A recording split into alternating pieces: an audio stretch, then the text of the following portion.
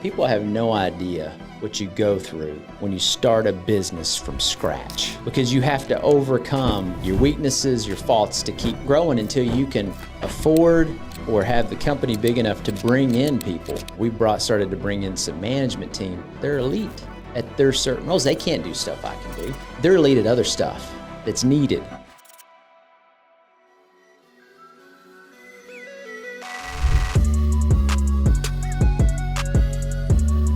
So tell me what's up with this new project you sent over, man, in Murfreesboro. Oh yeah, it's just it's someone I'm working with. It's a house. It's on a smaller lot. Yeah. But I think we want to demolish the house and just see how many maximum units we can get in. I mean, it's not going to be a significant. Probably maybe okay. 2 to 4 max. Yeah, dude, those are good. Those are like bread and butter projects. You know what I'm saying? Yep. So is this somebody that you've worked with a lot? I'm forming a relationship with them. Got it. Yeah. Got it. Have you done a lot in Murfreesboro? Not on building or mainly like flips. We got a flip we're doing right now, but not on the development side. Well, good. So you're breaking new.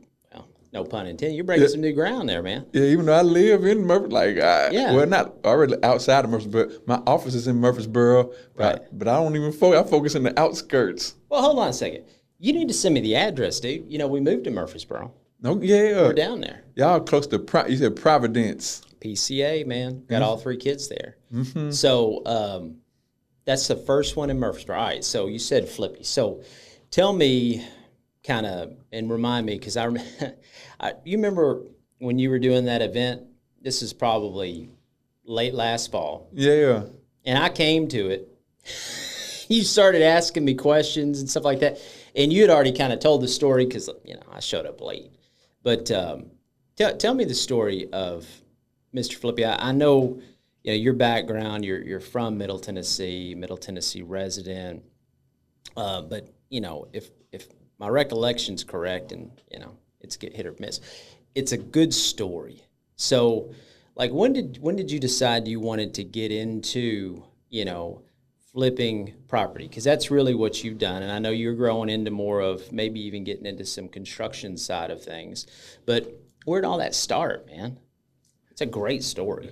I would say probably when I was a kid, I always had like a desire for something. I always liked real estate, but I remember even one summer I had like a internship for a company. I think it was my freshman year in college, and I had an internship. And I'm not gonna lie, man, it was probably the most boring atmosphere. I said, man, I'm not about to be here for no 30 years. I think I was like 18 or 19, researching business opportunities, and I was researching real estate. But I say at that point, I needed some personal transformation at that age. I didn't really know what I wanted to do, so I had to go through life's journey of discovering who God wanted me to be. But Amen on that.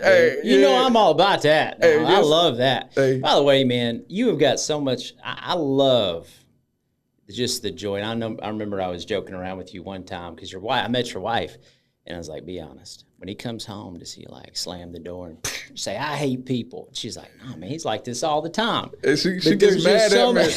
There's so much joy, man. It's awesome. Mm-hmm. It's awesome. I remember at that event, I think even a former teacher was there. And she was talking about how well you did in school, and, you were always a great student and this and that. I wasn't the best of students, if you can imagine that. I kind of beat to my own drum. But you were, man. But I don't know if I was a great student. As I get older, I think God blessed me with a good memory. I could memorize a photographic memory. I can look at something and remember the answer for the test. Yeah. But if you ask me how to do certain stuff, I don't know how to know the answer for the test.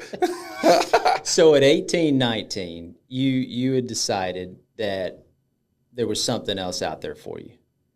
Dude, I figured that out 2 weeks ago. To figure that out that young is impressive. I can say I fully had it figured out there. Well, but to know that there was a different path. Because I think a lot of us get caught up in at that age, everybody else is going to college, and there's nothing wrong with it. And everybody else is then going out and getting a job. working for the weekend and all that kind of stuff. And so many people get caught into that trap. I did for a long time. And it doesn't sound like you did, though. You started kind of beating to your own drum pretty much right out of high school, which is freaking cool. So at 18, 19, you were looking at real estate, realized that maybe there was something to that, right? So I guess fast forwarding, whatever, what was the next step for you? Was it just action? Was it just, what was it? And so I say it probably was like a 10-year gap, between then and when I actually started. So I remember I used it as part of like a presentation, but I was sitting at a desk, 'cause I used to work at a church, and so for several years, and I enjoyed it, man. We had a great time. And what was the church? So you said where? Yeah. It was in the Middle Tennessee area. They had a location in Nashville, Murfreesboro area. Yeah. And they said we had a great experience, a great time there. And just probably growing in life as a family. Yeah. Like, it was me and my wife, but I mean, when we started having children, like this is in full transparency, like I knew I had to do something to support a family. Like, 'cause I was not there. And like in all honesty, like I wasn't there for money. So I didn't care about money. So I really wasn't even focused on entrepreneurship in that season of my life. Like I was focused more on what God wanted me to do in that capacity. That is so cool, So I maybe say I neglected the entrepreneurial to pursue the spiritual, but I always had that desire for the entrepreneurial. So I just believe I hit this a point that I knew I was going to have to start taking action. And the exact thought that came to me, I was sitting at my desk in front of a computer, and that's like an audible voice. I heard it. It said that if you don't do something different today, you'll wake up 10 years from now in the same position. Like that was the thought that came to me. And I said, man, like it was like the light bulb. That is so good. So what did you do? Did you hop up out of that chair or wait a second and be like, No. Did y'all hear something? Basically, that's when I started taking action. Like I started taking classes, reading books, every article I could find on real estate investing, you know, and like I say, it was a time gap of learning, because when I first started real estate, I didn't even know the basic vocabulary of real estate. Right. Like I had to learn everything. And the cool thing about that is this, you said something interesting there, and we talk about it all the time, is you said, I took action. And there's so many people that they want this, but they never take action, right? They wait for the right moment. They wait for whatever they think is needed to get to that. You know, they want that, and then they think they become that or whatever, or they're blessed with the knowledge or the talent. But, dude, it starts in the trenches.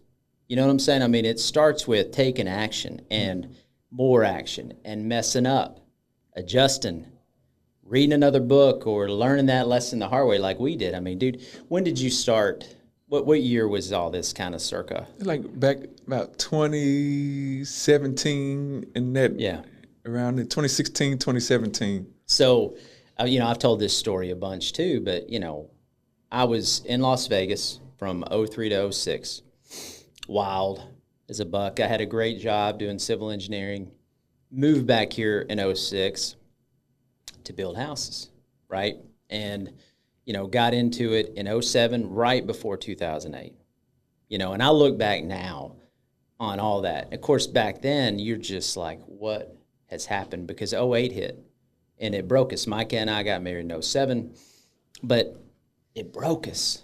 I mean, but I learned so many lessons through that, made so many mistakes, you know, running from, you know, the pressures of stuff with alcohol and anti-anxiety medication and not doing things right. And you make the mistake and you learn what not to do really before you learn what to do. Yeah. You know what I'm saying? Mm-hmm. And we had like 5 houses, spec houses, which it doesn't sound like a lot.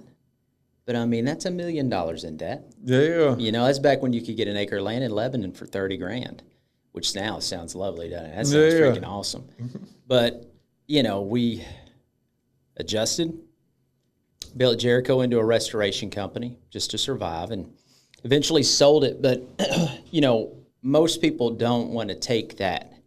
They want it to go perfect.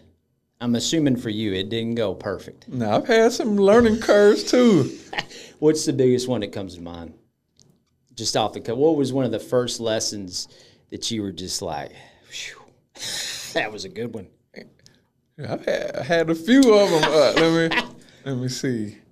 Mainly, probably, I would say remember I told you I was working at a church, before I got started in real estate. So honestly, I probably went into business with a naive mindset. And when I mean naive, my natural personality, I'm probably a trusting person, meaning that I'm not a very suspicious or questioning person of other people. I guess where I tend to take people for what they say. And it could be good, but it's also bad. Not going deeper on questions. So I say that to say that my lack of wisdom and discernment in relationships when I was getting started was a pitfall where I was putting trust in certain individuals, and let's just say it caused money to not go where it was supposed to go, and I had to take a long look in the mirror, and I tell you this how God speaks to you even in business where, that was probably a situation where, it was a couple $100,000 that was taken, and I was, even though I wouldn't say that I'm the direct cause of it happening, but I was still responsible to make sure that it got fixed, and I remember this thought came to me when I believe God was speaking to my heart where he said, was it their fault that they took it, or was it your fault that you didn't protect it? And it made me have self-accountability where now I can't blame others that this went this way. I had to look and say, what could I have done better to prevent this situation from happening? And when I begin to look inwardly, that's when I begin to see the growth, in myself, that it wasn't blaming when they did this or they did that, but it was looking, man, how could I have avoided that by having better systems in place? So I look at everything, and some people always ask me, why do I seem happy all the time? And it's not a fake, this just, I believe God give me the joy, but I believe he allows me to see the good in every situation. Amen. So even in that, I still see good in it because it helps me to grow. It's all about your perspective, right? Mm-hmm. If you see it as something to grow from instead of the end, and you said something earlier about when you first started that money wasn't the mission. Dude, that is such a healthy way to look at it. It took me 15 years to realize that. When 08 hit us, broke us, you're $1 million, whatever, I'm just rounding, in debt, money becomes a pretty important topic. We just got married, we had our first kid. But what I learned was money is just a byproduct. It's a signal that you're probably doing things right? And it shouldn't be a goal because it won't fulfill you. You can never make enough. You're always going to have another dream, a new car, another piece of property or whatever. It's what you're doing along the way. So, you say, now you and I are very similar in that. Same thing here. And I think that's just an unbelievable quality to be a trusting person. It really is, because it's really how I think God wants us to be, but because of sin, because of just the fall of man, you have to have great discernment. And he's the only one that can provide it. And so your greatest strength ends up becoming, and usually is, your greatest weakness, right?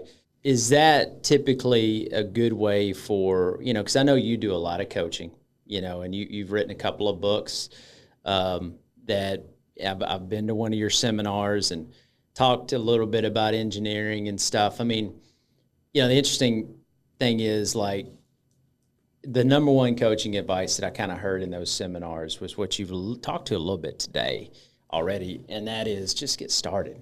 Just start and figure it out.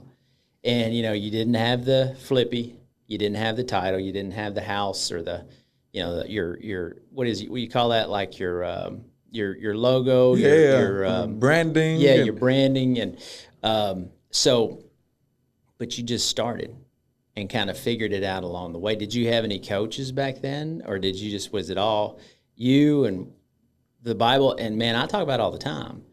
You can learn everything you want to know about business, life, reading the Old Testament, like King David, Solomon, Moses. Moses, Jethro, Moses' father-in-law, taught him how to build the first corporation. Because I don't know if you remember, every single Israelite was coming to Moses with the problems. And Jethro said, look, man, you can't do it that way. People are getting frustrated. You are. So he said, you need to set up people according to their abilities and give them 500, 1,000, 100 people to come to them. And then the big problems come to you. Mm-hmm. And they set, basically up the first company. So when you were getting started and all that, did you learn most of it through hard knocks, reading books, Bible, mentors? I mean, what was kind of your path there? So I'm kind of a mixture, lad. Most definitely, seeing God's principles in it. But then I read a lot of books. I joined mastermind groups in real estate. So I'm a firm believer in investing in yourself. That I believe that's the number one. I always say the number one piece of real estate we should invest in is our mind. Because if I invest in that real estate, it can produce results in any area of my life. So I'm a firm believer. I joined many courses, like groups where I can learn from others. And, but I say probably a lot of the greatest learners just taking action, making the mistakes, learning from it, adjusting and growing. So a mixture of all of them. I'm always open with people about dealing with fear. We all have it. We all face it. A lot of people like to say, I don't have any fear. That's crap. I mean, and I know you have too, the fear and we were actually talking about this the other day with our COO about whenever we have a lot of things hitting us, and I mean like whether it's collections or issues, and we feel like we're doing things right according to core values, I always look at it from the perspective I think you do, in that means we're really close to a big breakthrough, and that's Satan attacking what we're trying to do to stop us from that purpose, right? I mean, granted, we could be you always run the chance of screwing things up, but that's when you got to contrast what you're doing with the company core values or what the Bible says to do. And if you feel like you're in a good spot, that pushback, that friction means you're really, really close to a breakthrough, right? I agree. And so, we were talking about all that the other day because we've kind of been hitting a little bit of that, and we've got some big stuff on the brink that's about to hit. And, you touched on that earlier. When you finally make that pivot and see it that way, right, it changes everything. And so with fear, that's the way to combat it, in my opinion, is looking at what the real truth is. And so you started out with that, and you've evolved into what you're doing. Now you do, some larger projects, which we've been blessed to do some projects with you at AEC, man. We're thankful. You're great to work with. You are. You're a good man, and that's a blessing. So what's your favorite type? Have you, I know last time we talked, you said you were wanting to get a little bit more into the construction side of things maybe. How's that coming along? Yeah, we've been cultivating some great relationships, on the construction side. So, that's part of our, goal and vision is to start building communities, whether that's multifamily or single family, throughout I say Middle Tennessee, but also Southeast, this whole region, but most definitely I believe the right pieces are falling into place. Yeah. It's like you can say just the progression, where we started at one point at the beginning of just single family houses, and then it kind of transitioned into the land, and now the development and construction. So it's just a progression to the next level. Yeah. But every level has its challenges and new things that you have to deal with. But I'm excited. Someday there has been times that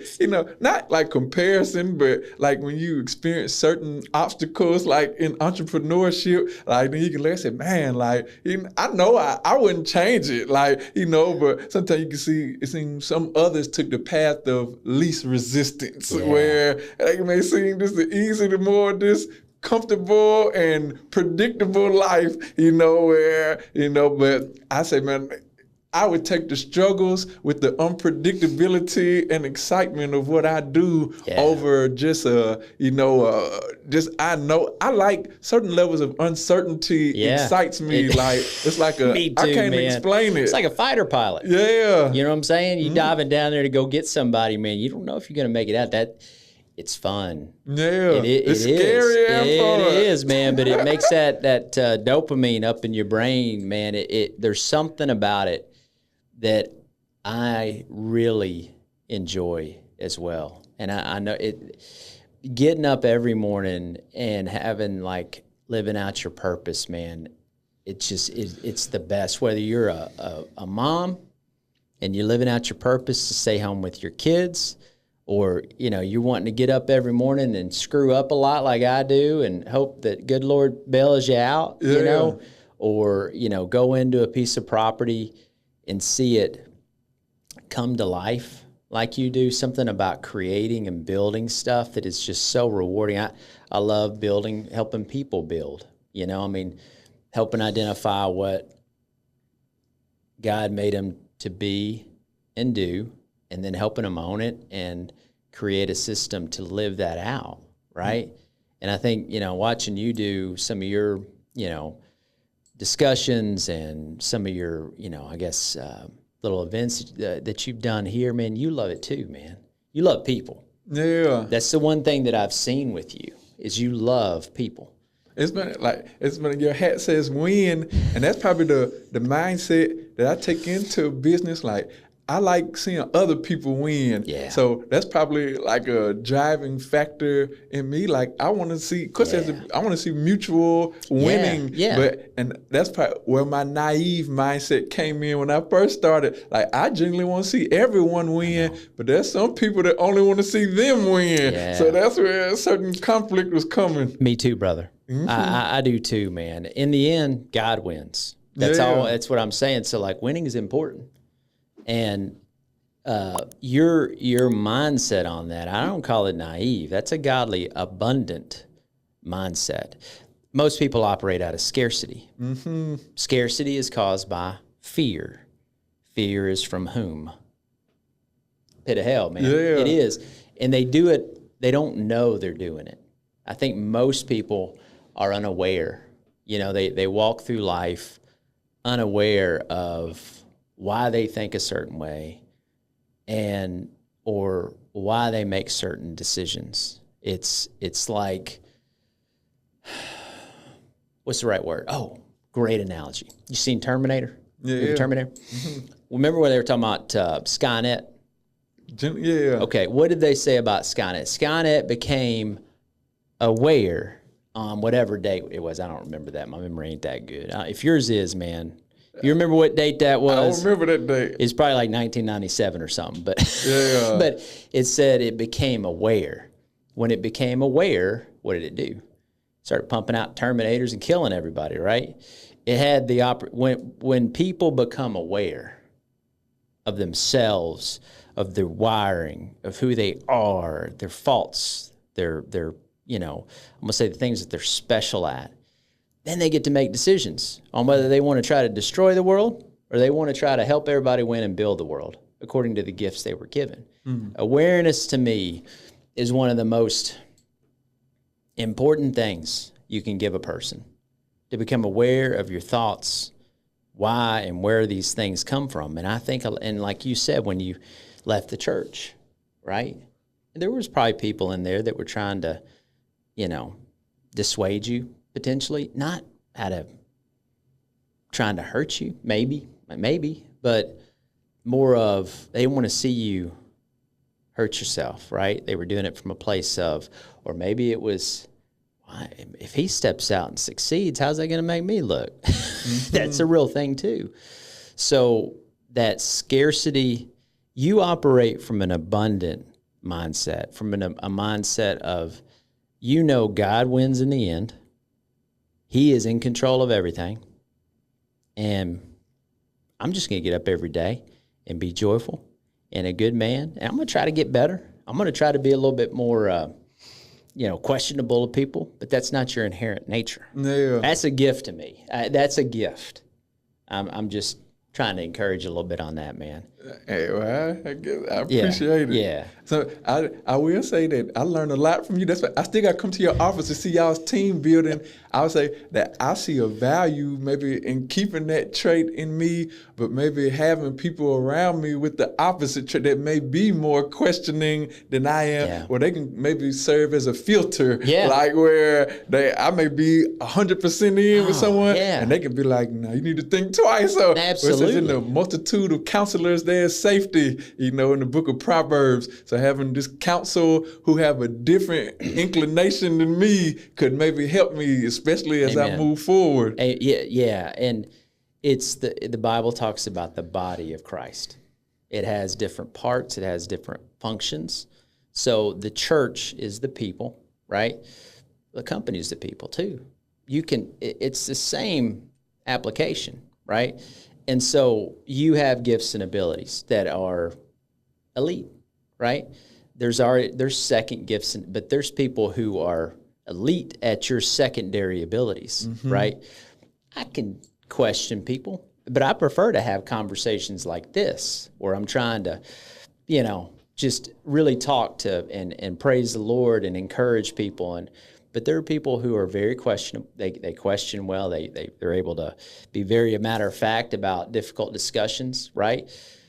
But that's part of it too, man. Like you mentioned this earlier, people have no idea what you go through when you start a business from scratch, because you have to overcome your weaknesses, your faults to keep growing until you can afford or have the company big enough to bring in people who are elite. Like, we started to bring in some management team into AEC that they're elite at their certain roles. They can't do stuff I can do, right? But there are things that I can't do that they can do, that they're comfortable. It's like you and I sitting here talking about this stuff and having fun and they're elite at other stuff that's needed, So what you need to come to is a workout. That group workout thing, man, it's what's up. Y'all do a group workout? Oh, yeah. Tuesdays and Friday mornings, 7 a.m. Okay. Right down the road. We got a whole rewards program and everything for it. It's great. It's just... I can see the logic in it where that if your people are healthy, they're going to perform better. They're going to be more confident. Like, they're not going to be sick as much. So that's right. I see the benefit. And to your point, you're helping them create a legacy they're taking that home to their family, right? So you're not just impacting your people. I know you love to see other people win. You're helping them win. Like William, William. Mm-hmm. Dude, he's dropped like 40 pounds in the last year. So, seeing that, and that's the type of culture that you can build, right? But yeah, you need to come over to the office, man. That would be awesome. Okay. We get that penciled down after the talk, okay? Hey, listen. Yeah, we'll get you up there for a workout. You can meet Zach. So Zach is our trainer. So you're a visionary like me, man. You said earlier you get these visions. Dude, I do too. Like, I'll be riding down the road and I'm like, do I want to share that with people or not? You know what I'm saying? Because I called Clayton the other day. He's our COO, because I was riding around 840, and I was like, Clayton, man, I just had this vision God just gave me about our future property. I know where it's going to be. I know what it's going to look like. I know, I had one on the way over here where I saw myself in a suit, and I'm like, well, that's weird. Me wearing a suit. I was wearing a suit. We had our team. We had this stage, and the stage is more of a platform, a metaphor for changing and changing people's lives with, our undeniable mentality and university stuff. And those things are so powerful, talking to people about dreaming and visions. Yeah. How many people do that anymore? Not a lot. Yeah. Right? So what would you say to somebody out there who is thinking about getting into developing, who's wanting to get into property and or contracting? What advice would you give them? Would you tell them to start with the property first? And I know you're just kind of getting into the contracting, or would you tell them to get into the contracting first? I mean, what side would you recommend?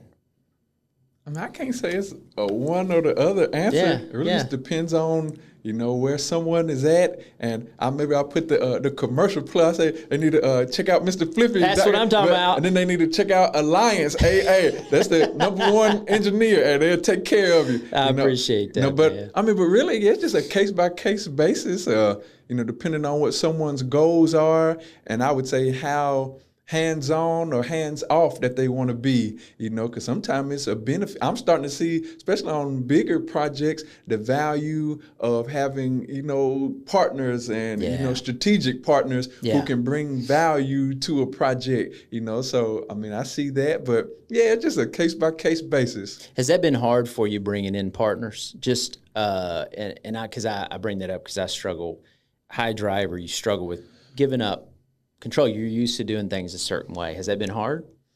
I wouldn't say so. Good. I strive to be pretty adaptable, meaning that if I deal with all different personality types. So I strive to be nimble to accommodate other people's personalities, and I would say too, one of my favorite quotes, I'm a Shark Tank junkie. I can binge watch an addictive Shark show, Tank. man. It is. I love just learning the entrepreneurial mindset, but one of my favorite quotes out of there is from Mark Cuban, and it always stuck with me years ago that he was talking to one of the people presenting, and they wanted to keep a big portion of equity. They didn't want to negotiate. Yeah. And he said that basically 50% of a watermelon is better than 100% of a grape. And that always stuck to me. I said, man, that makes sense. Where if you're trying to keep control and you're not bringing in others that you could keep control, but it may be smaller. But when you bring in other strategic people, even if you give up equity, it's going to be equity of something bigger. And I can see that.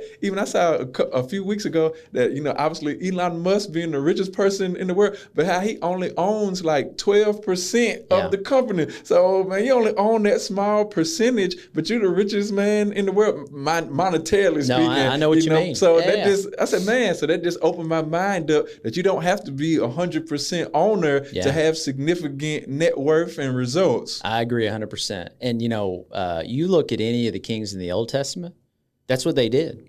They gave people properties, they gave them kingdoms inside of their kingdom to run it. And because you have to have that, you cannot do everything.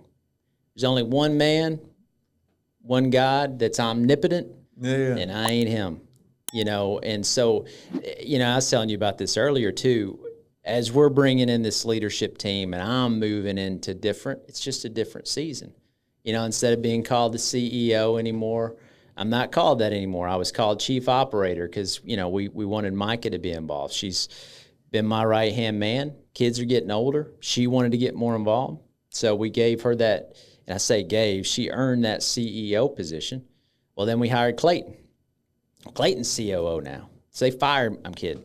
Now I'm being referred to as like the founder, which is cool, I guess, but it's also scary. I'm not used to it, and you've got men and women working there who want to have some, autonomy, and they've earned it, right? So, you kind of, it's just a new season, right? So talking about wives real quick, you can get some brownie points here, man. I mean, talk about your wife a little bit, how her support in all of this and what her role is with Mr. Flippy. Yeah, now my wife, she's most definitely a blessing. We've been married for 13 years this year. Yeah. And like I said, we got 3 beautiful kids. And how old are they? Our kids are 9, 6, and 5. Nailed it. Mm-hmm. Yeah, it's a good age. No, they're fun. But my wife's a blessing. I mean, honestly, primarily up to this point, she's a licensed teacher, so she's done like homeschooling with the kids and that's great. Focus on them. So I honestly say that, man, she holds down the fort for us as far as just, our family and kids and, this household. And so that takes a burden off my mind to not have to think about that. So honestly, I say probably on the business side, she hasn't been involved as much in that way. But I say just personally and our family that, man, she kind of is she's the leader in that way. As far as in a sense where she runs the fort, because a lot of time I'm out and about, like doing stuff. And I mean, we may generally talk on certain business things where we may look at in the future how she can start helping more, because our kids just started, I guess, in a public school this year, so they go to the same school. So it kind of freeing up some of her time for this year and going forward. But I don't know. We're going to see how the dynamics of working together could potentially work. I told her she's going to have to get her real estate knowledge up. She's going to take our course. I said, I made the course. You haven't, you got to take it. So you don't get, I always joke with her. I said, so if we're old, and I said, I leave Earth before you, so someone can't come and swindle you out of everything because you don't know anything. It's be some old lady with no knowledge, so you got to learn something. Well, dude, we had that same conversation because, Andrew, our youngest, is 12 now. And, with her moving into the CEO role, David's 17, Carter's 15, everybody has to have purpose. I'm telling you. And I'm not talking about purpose in the point of some big goal. I mean, your purpose could be this, that, or the other, but everybody has to have some form of purpose. Her purpose has been those kids, for sure, while still supporting her husband like your wife has done. And I have this saying that, look, it's all God's kingdom. But the saying is this: you cannot grow the kingdom you've been given by the Lord if your home's on fire. Mm-hmm. And so my wife, like yours, keeps that home in steady shape. She keeps it from being on fire so that you can go out and build your kingdom. And there's not a more noble role than that. And I'll be honest with you, man. You mentioned that about the kids, 9, 6, and 5, right? I until the kids got to be about 9 for me, I always loved my kids, man. I always spent time with them, but really started enjoying them when he started hitting that 10 and older. I like to talk a lot. And until they got to that age, man, there weren't many conversations about that type of stuff. And, David's at 17 now, and I mean, we have some really good conversations. So, coming home to a healthy home, right, run by a good woman, is just, dude, it's so fulfilling to have that. That's the one thing that I've had since 2007 is a steady, solid wife at home who raised our kids the right way. That's good. And I really think this. Do you have a daughter?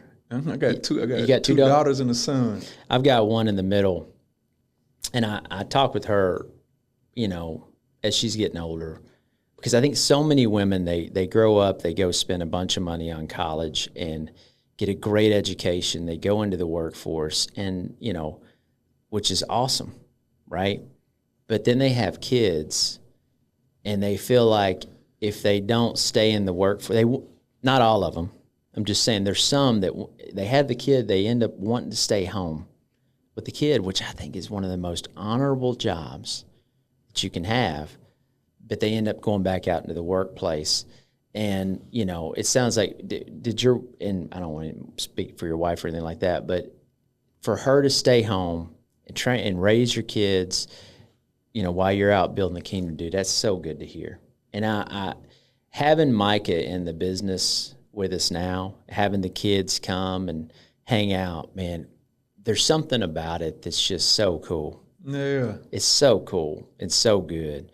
And I don't think there should be a separation. I think that, being able to bounce ideas off of her and her provide me like moral support, it's going to be all right. You get stirred up at night or whatever. It's so good to have that, man. Would you say, I guess it may be different for you that your wife is involved actively in the business, so she knows different aspects, but I don't know, I probably have learned the art of, compartmentalization, where if I'm out working on deals and projects, like 99.9% of the time, I don't even talk about that when I go home. Like, certainly. Leave it over there. Certainly, I think there's compartmentalization that needs to happen because when you get home, you want to focus on the kids and stuff like that. But where it really helps is when she knows what's going on.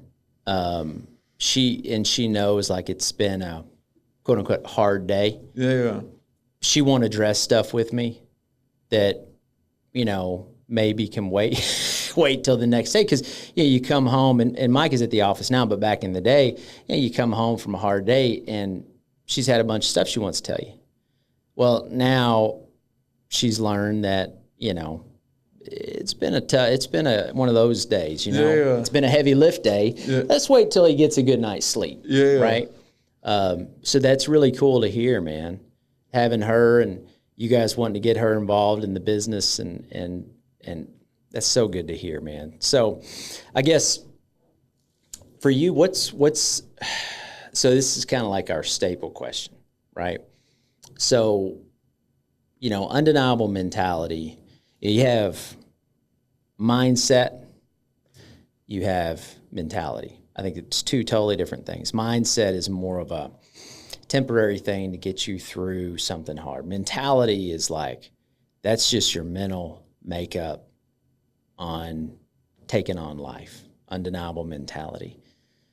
And I'm sure there's a handful, but is there any one particular moment that comes to mind for you? And this can be spiritually, physically, mentally, personally, professionally. I mean, we call it the 5 pillars.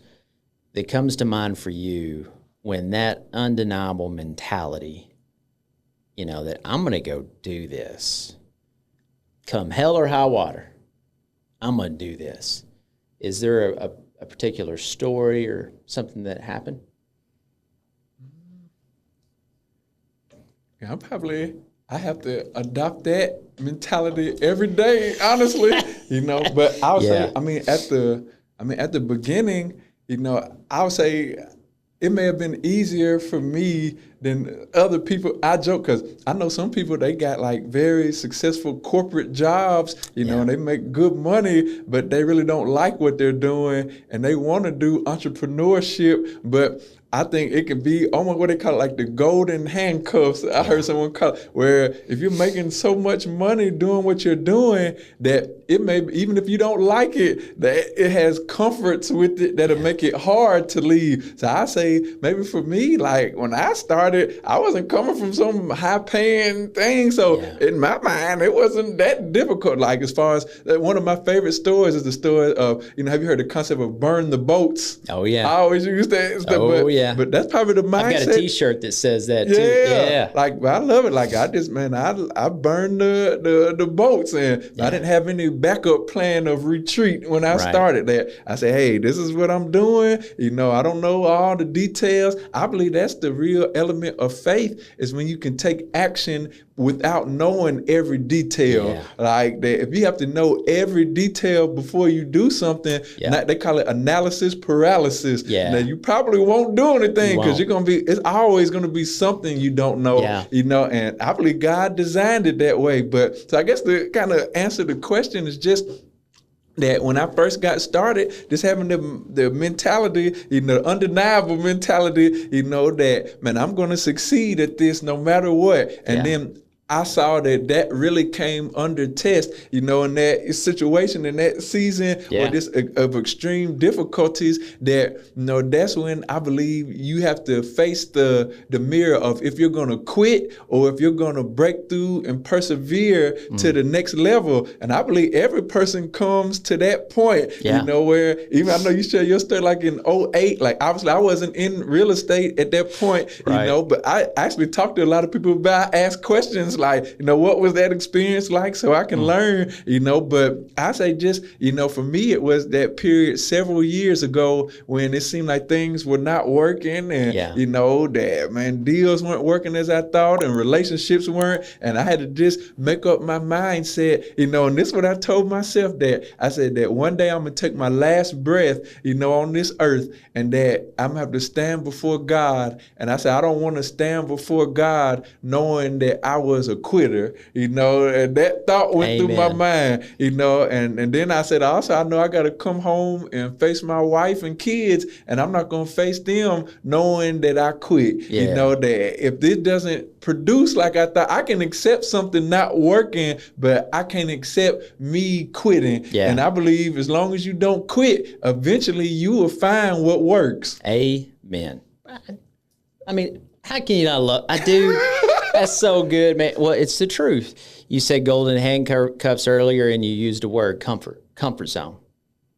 Comfort zone is one of the biggest things that I don't think people realize they're in. And, there's a great book called The Dream Giver. I read it years ago, but it uses a story kind of like it's about a guy named Nobody who lives in the town of Nobodies, and the dream giver gives him a dream, and he goes off on this journey, and he leaves his comfort zone, right? And he gets to that dream after this perilous journey, and he spends a season there, and then God says, hey, I got another dream for you. And that's what people don't realize. Number one is to the extreme, and they think it's extreme. You and I look at it as normal to go, hey, listen, man, when I'm on my deathbed and 80 years, whatever it is, I don't want to regret it. I would rather sit there with a bundle of failures behind me because I'm out trying to do this and do my best with the gifts God gave me than go, well, man, I was comfortable the whole time. Right? Yeah. But people think that's extreme, but it's not. That's how you have to approach it if you want to do great things. But people think, well, you reach your dream and you're done. That's what they're missing. The ultimate dream was what God created, which was perfect. We're never going to reach that. So that infers that there's going to be different levels that you're going to reach. And each time, He's got another level for you to get to, depending on where you start, right, in life, the legacy that was left to you. That dream, who knows where it leads to, and it's up to us to try to find that ultimate point, right? And that's the key. That's the key. It's not supposed to be great, all the time. It's supposed to be hard. That's what makes it great, is the hard. That's a movie. I can't think of the name. I can't think of the name right now, but I will after we're done.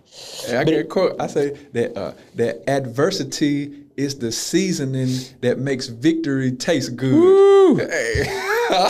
Victory wouldn't even taste good. Did you use that in your book? No, I just wrote it down. I like it. I can make it to a T-shirt. That's the seasoning. You need to use that makes as a T-shirt. The victory taste good. Yes, and you said something earlier too about mentalities every day. You have to develop that mentality every day. You do.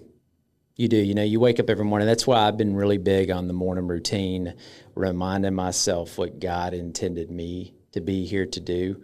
Because isn't it crazy how you can get off that path so easily, and how Satan can kind of get you moving in the wrong direction? But if you can try to correct it each and every day, do you have a morning routine that you do? I do. Yeah? Yeah. Well, would you like to share it? I'm pretty consistent. So I got like a time of I like to focus my thoughts for the day on God, and, just a time of just that meditation and prayer in the morning, but also, I keep like my vision board, where I go That's over real, man. every day. And so that kind of helps set my mindset. And I'm a firm believer the power of our words. Absolutely. I have certain, words or confessions that I like to speak, kind of set the tone of how my day and life will go. And then also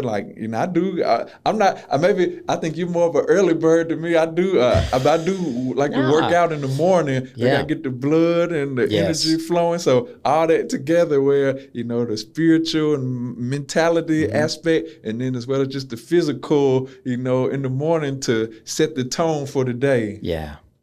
That's awesome, man. Well, tell people where they can find you. MrFlippy.com. Okay, and then what about social media? What are you on? You on YouTube? YouTube, Instagram, Facebook, And you can look up Mr. Flippy. You can't miss the character. And we just got officially yesterday. That's your mascot, right? We got the trademark back. you? It took like 9 months to get Isn't it that crazy, officially. man? But we the only ones in the world using Mr. Flippy. You can't forget it. I mean, so you got the mascot trademarked. That's awesome, dude. People don't 9 months. It's like Undeniable You. We just filed the 1029 for it for the nonprofit status. Dude, it takes 12 to 14 months to get that back. That's if you get approved. I mean, people have no idea. But listen, it's a good man. You've got to check out his content. Definitely check out his books. We're always bringing great people to you. We appreciate you tuning. Please hit that subscribe button. Support what we're doing because we're trying to change lives and just honestly, change the fabric of this country. That's our dream.